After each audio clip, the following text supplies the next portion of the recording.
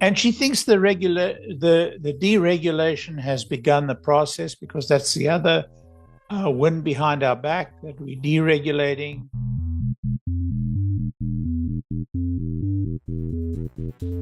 You know, the first executive order Biden rescinded was AI deregulation, crypto deregulation, legislative changes and court system victories. I'm not sure that I see that crypto is going to bring the lubrication that the crypto,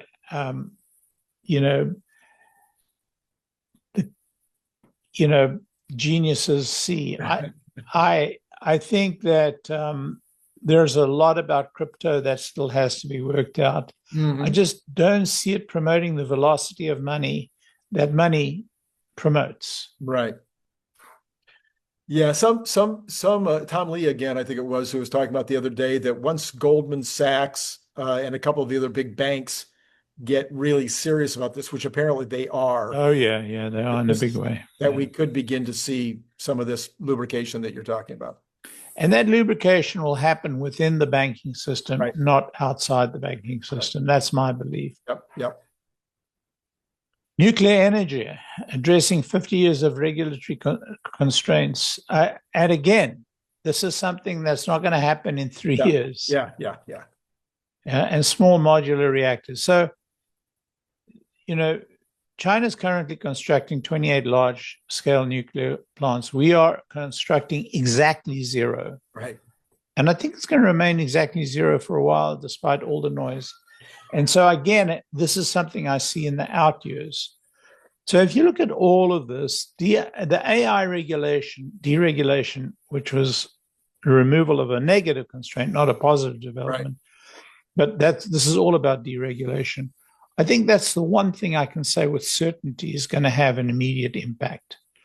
And the thing was, Biden didn't have time after he issued that order to actually impact the rate of development of AI. Right. It was just going ahead, helter-skelter, regardless of everything this old man tried to do, sitting in his wheelchair in the residence while his team gaily, operated the auto pen.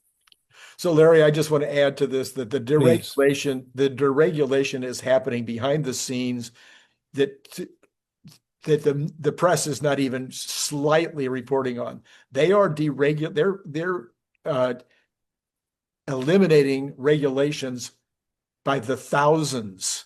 This has been reported only slightly, but every department has been called upon to go into their regulations and to eliminate any regulations that are nonsensical or that don't fit within the new law, having to do with whether the various departments can have tribunals or have their own rules and et cetera. So this deregulation is really happening at a rapid rate and should be, as you point out, showing up in the economy fairly. And I think that's Kathy's really pointing that out. And she's saying that this is what happened in the Reagan administration. Right. And by the way, it happened in the Clinton administration as well. Yes, it did. And it's a lot of this accretion has happened since those days. Yep. And not only that, but the Supreme Court has been very helpful. Yes. In striking down some of these ridiculous laws or rules. Yes. They weren't laws, they were rules that had been implemented, extra legally. Yes. As a lot of the things that happen in the government today. I mean, if we didn't even need constitutional scholars that believed in the literal, Yes. We needed constitutional scholars that simply observed the meaning of the words of the Constitution. Right. Yes. That's what they didn't have to be originalists. They just had to apply the law as it was written. Anyway. Yep. Still not there yet, by the way.